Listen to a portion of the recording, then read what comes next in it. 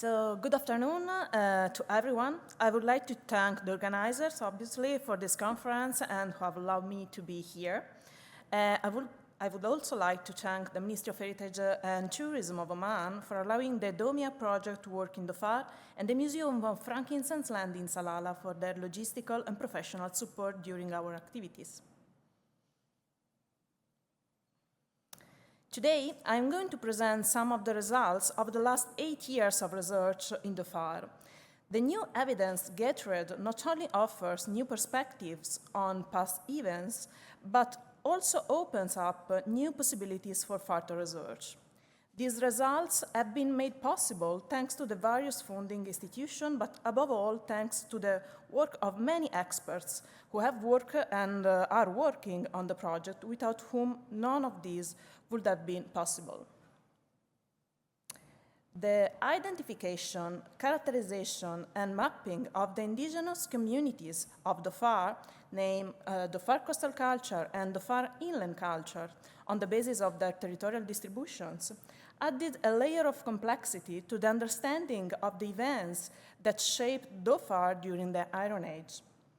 Until a few years ago, although the probable presence of indigenous cultures had been mentioned, but the focus had been on the South Arabians, with indigenous cultures relegated to an invisible and superfluous role. However, it is abundantly clear that here, as elsewhere, they were fundamental to the cultural, political, and socio-economic development of the region. Indeed, recent studies have shown that long before the arrival of the South Arabians in Dhofar, they had put in place sophisticated subsistence strategies and land control, which have resulted in a bipartite system still in the process of being defined that allowed for a fruitful coexistence, which seemed possible to find an echo in the words of Bertrand Thomas, written about Dhofar in the first half of the 19th. In fact, he mentions the presence of two tribes, one living in the mountains, raising cattle and collecting frankincense, and the other living in villages along the coast, whose subsistence was based on fishing, agriculture, and trade. During the summer monsoon, when fishing is impossible due to heavy seas, the coastal tribe moved to the mountains, bringing labor force to the mountain tribes to collect frankincense. The importance of these new discoveries, however, is that they have raised many new questions on several fronts, not least about the role of trade as an initial point of contact and then as a catalyst for a series of events that shape the historical evolution of the area as we know it.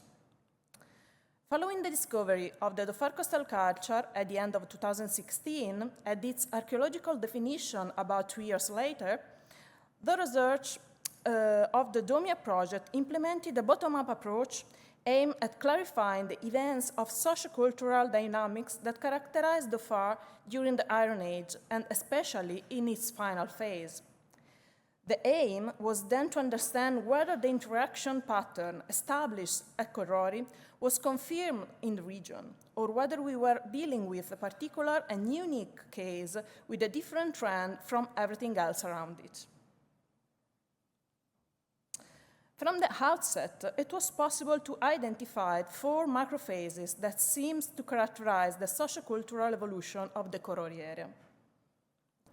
Phase 1, or the Dhofar coastal culture hegemony, the older period is just sporadically represented, while the second part is characterized by the presence of at least 3 of the most important Dhofar coastal culture sites: the main settlement, Archaïos on the Inkital promontory, the satellite or fishermen's settlement, KR-FS, at the base of the promontory, and the large necropolis of the Dolmenic Cyst, KR-N1, on the promontory in front of Inkitat. The presence of smaller sites along the coast farther east is not excluded, but the lack of excavation and precise dating doesn't allow us to assign them with certainty to this phase. Phase 2, or Dhofar coastal culture, ancient South Arabian cooperation. The late 3rd and early 2nd century BC witnessed the establishment of the first South Arabian settlement in Korori, the so-called Presumuram. As far as we have been able to determine, it is characterized by the lack of a proper defensive system. The orientation of the water channels and buildings is completely different to that of later periods, as can be seen in the images. This period likely witnessed the construction of some extramuros structures, such as the extramuros temple and farms. Long-distance maritime trade was in its infancy, and the Presumuram was ideally placed to become a major player in the process. It is challenging to understand the involvement of the two centers in international trade at this time. We are certain of the relationships between Archaïos and Sumuram, thanks for the finding of some South Arabian materials during the excavation of Archaïos. However, we do not know whether Archaïos also had direct links with foreign maritime traders who began to visit the area, or whether the nearby city of Samaram mediated these relationships. The excavated phase of Archaïos represents the latest occupation, immediately preceding its abandonment. Material culture from earlier phases is limited, making it difficult at present to determine whether long-distance trade was taking place prior to the arrival of the South Arabians. However, it is clear that a significant influx of non-local material reached Archaïos, suggesting considerable commercial activities at this stage. Anyway, something happened at the beginning of the 1st century BC. Phase 3, in fact, can be defined as the Dhofar coastal culture ancient South Arabian conflict. At the beginning of this phase, we found traces of a series of widespread fires in different areas of Samaram, which destroy buildings of great importance, such as warehouses and the shrine. This was followed by a process somewhat similar to encapsulation, a term commonly used in medieval contexts in Europe. Buildings further away from Samaram, such as the Extramuros temple and farms, were abandoned. The defense structures of the city were strengthened, the access to the well was fortified, and the temple was built within the city wall. On the Inkitar promontory, in the meantime, the construction of the first phase of the long wall to fortify the northern slope suggests an unprecedented need to protecting Archaïos effectively. We can also find evidence of this crucial moment for the entire Korori area in one of the monumental inscriptions discovered at Samaram. This inscription, dated to the reign of Archaïos, contains elements of fundamental importance to understanding the area's political chessboard. It mentions, in fact, the plan to build a new city from the base to the top, activities that are witnessed archaeologically in the profound renovation undergone by Samaram. It also mentions a Hadrami military detachment stationing in Dhofar, suggesting the need to implement new security measures in the region. This direct military control of Dhofar was apparently not previously required. Presumuram was, in fact, tightly and harmoniously embedded into the surrounding territory. It was, in fact, between the end of the 1st century AD and the beginning of the 2nd century AD that Archaïos was entirely destroyed by fire. The fire was so extensive to cover the entire northern plateau of the Inkitar promontory. Traces of fire were also found in areas free of any buildings. A long phase of abandonment followed the fire. Immediately after the fire, only one building was erected on the ashes of the Archaïos settlement of South Arabian origin. Its importance will be seen anyway in a moment. Phase 3 does end with an important change in the Korori area, the disappearance, or at least the distancing, of the indigenous component from the mouth of the Wadi Darbat, an area of fundamental importance for trade, which now almost ceased to follow the inner caravan route, concentrating mainly on the maritime route. But what could have destabilized the social, economic, and political equilibrium in the region?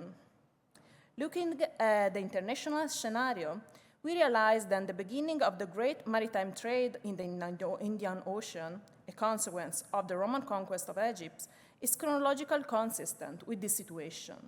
The Hadrami found themselves in an ideal location, a crossroad of gods and cultures.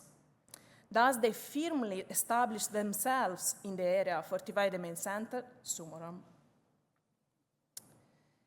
As a result of these events, during Phase 4, or the ancient South Arabian hegemony, a building was erected by the ancient South Arabian at the western end of the northern plateau of Inkitat, as previously mentioned directly on the ashes of Archaïos. This seems to be clear evidence of the South Arabian desire to control the area. Recent exploration has also detected other structures around Sumerum, including a tower further north of Sumerum, which shows a clear desire to control the surrounding area, and the complex of buildings that may be recognizable as the Hadrami Temple complex. Future activities will aim to understand the complex and place it in one of the phases described above. Clearly, the phases just described are macro phases, and more data is needed to clarify the events just described. What is clear, however, is the importance of the trade issue that underlies the arrival of the South Arabians at Korori, probably intending to strengthen control of the frankincense trade, and later, how the opening up of trade by sea was one of the most likely reasons for the clashes that culminated in the destruction of Archaïos.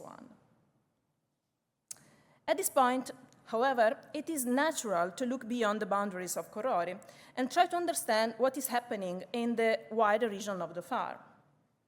Thanks to excavation and research of the American Foundation for the Study of Man, we know that beyond the mountains on the Najd Plateau, there is another small South Arabian site, Hanun.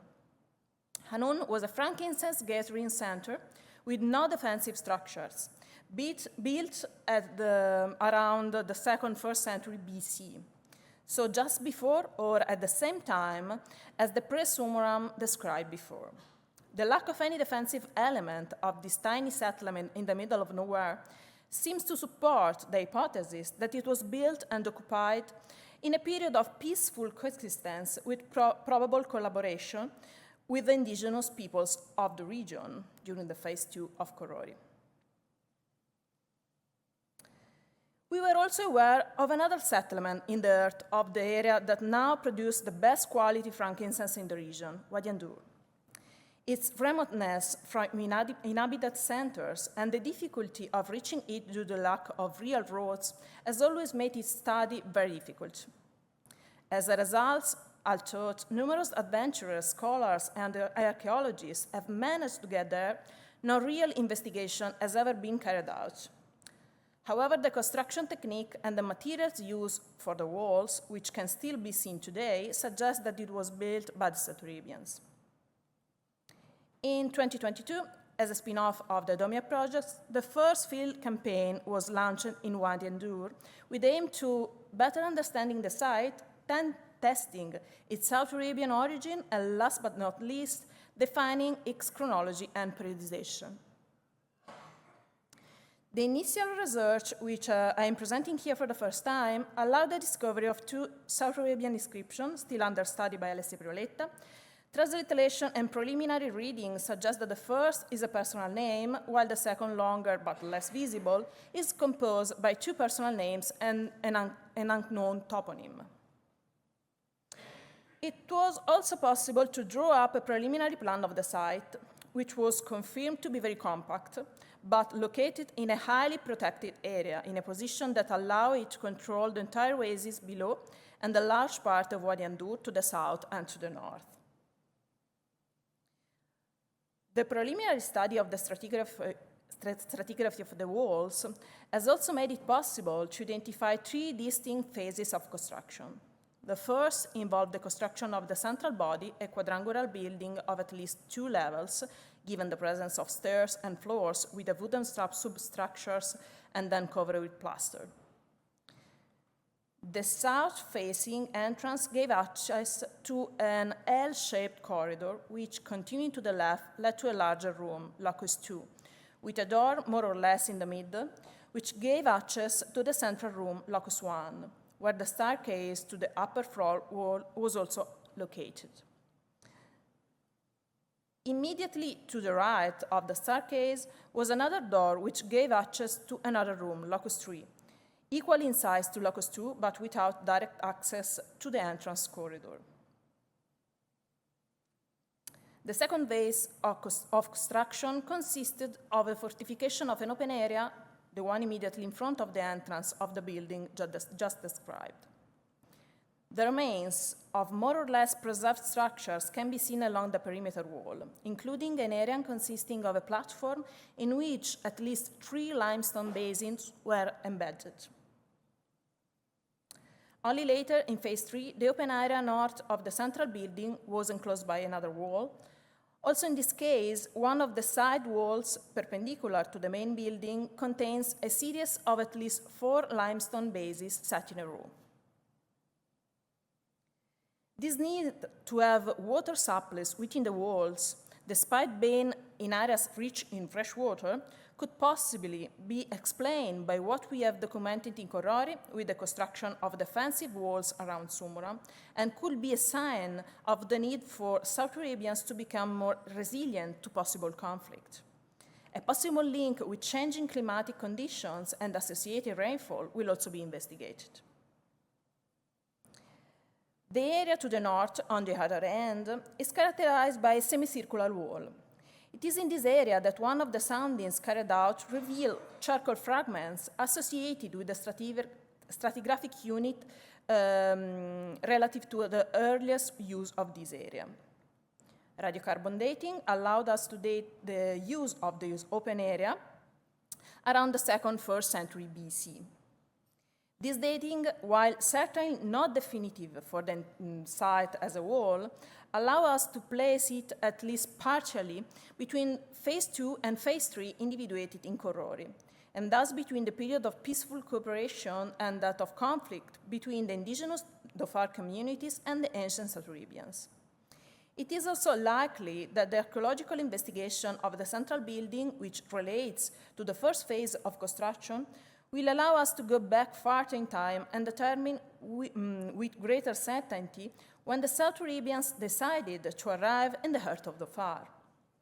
What thus seems clear, however, even for the plan, is that here, as in Anun and Sumura, the earliest phase testifies the absence of major defensive structures. Where they exist at Sumura and Andur, they can be attributed to the more advanced construction phases of the settlements. The South Arabians' interest in frankincense is evident, as in their relationship with the local indigenous communities, which must have guided their movements, at least initially.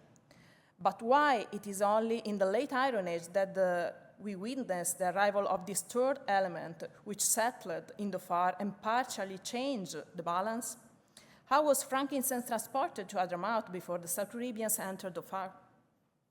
At some point between the birth of the South Arabian kingdom and the foundation of the South Arabian centers in Dhofar, the first contact between the Dhofari tribes and the South Arabian kingdom took place. The growing domestic and international demand for frankincense may have prompted them to facilitate and speed up the trade. However, we cannot exclude that the political tension between the tribes of the Hadramaut Valley and the Shabwa Central Power drew the South Arabians to enter Dhofar. The frankincense trade, in fact, is likely to have long been the prerogative of the Dhofari tribes, who may have used the intermediation of the Hadramaut Valley tribes to reach the main centers of the Hadramaut kingdom. It is evident in numerous inscriptions, however, that the tribes of the Hadramaut Valley, while culturally recognizing themselves as Hadrami, always maintain a certain autonomy. The consistent contemporaneity of the previously described events discussed in this presentation with this challenging political situation in the kingdom is also witnessed by 3 inscriptions dated to the late Iron Age. These events may be behind the need for the kingdom's central power to establish direct relation with the frankincense producing region, Dhofar. Recent discoveries in the westernmost part of Dhofar have allowed us to begin to answer these questions by providing important, if still sporadic, data on the interface areas frequented by the communities involved and the possible overland routes used to move goods and people from east to west and vice versa. During the last campaign, during a survey in the area where the Negev begin to live away to the desert, we found a large area characterized by particularly prominent rock formation with a series of inscriptions at their base, unfortunately very poorly preserved. Their preliminary study, carried out in collaboration with Alessia Piroletta, allowed us the first time to find together ancient South Arabian, Dhofari, and Talmudic scripts in two different subvariants, which can be linked to a variety of Talmudic found in the areas of the mouth of the Wadi Hadramaut and the Ramla at Sabatain. This transit area, which is the first evidence of the presence of Talmudic in Dhofar and the westernmost point where the Dhofari script has been found, allow us to begin to reconstruct overland communication routes used by the local community and South Arabians. Further and more detailed research will be needed to clarify many of these issues just discussed, but it seems clear that contacts between the South Arabians and the Dhofar communities go back a long way. The evidence we have also suggests that the state's decision to build outposts in Dhofar was planned and linked to changing commercial needs. Moreover, the ability to build 3 trading centers in 3 perfectly suitable areas with a sufficiently short time frame, it suggests that the planning was done in close cooperation with the indigenous community of Dhofar, at least at the beginning, who knew the area well. The current absence of fortification in the early construction phase of Hanun, Andur, and Sumuram seems to support this hypothesis and suggests some form of collaboration in the initial movement of the frankincense. What is clear is that in all 3 areas, the presence of indigenous communities around the outpost was strong. In Korori, the presence of Dhofar coastal culture sites is now well attested, as we have seen, but there are also numerous traces of the Dhofar inland culture in the areas of Andur and Hanun. Although its strongly nomadic character makes the discovery of temporary settlement more difficult, the presence of triliths, Dhofari scripts, and tombs are strong evidence of its frequentation of these inland areas. It is evident that something changed at some point. Hanun is the only one of the 3 centers that doesn't seem to have any other construction phases, and certainly not fortification. Moreover, the quantity of materials found there seems to confirm that the use of the site was limited in time.